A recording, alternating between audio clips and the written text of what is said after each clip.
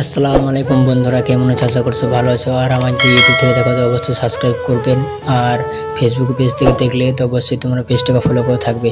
আর চলো আজ কি কাজ করবো তোমাদের দেখাবো, চলো বন্ধুরা। তো এই মাত্র আমরা কাজে লেগে পড়েছি। তুফান আমাতে তুফানে এই মাত্র ঘোড়াতে পানি মারবে, মানে মগটা ধরে আছে।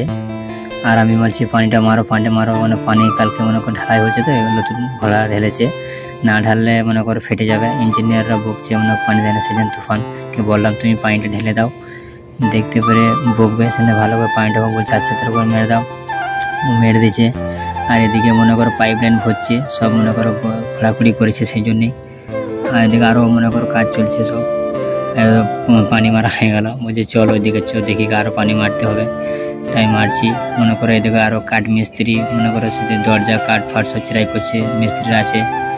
আর এদিকে আরও সব টাইলস ফাইলস মিস্ত্রিরা বসে আছে। এদিকে কাঠ মিস্ত্রি দেওয়ালগুলো পালিশ করছে, এদিকে টাইলস বসাইছে, ওখানে ফাঁক আছে এখানটা।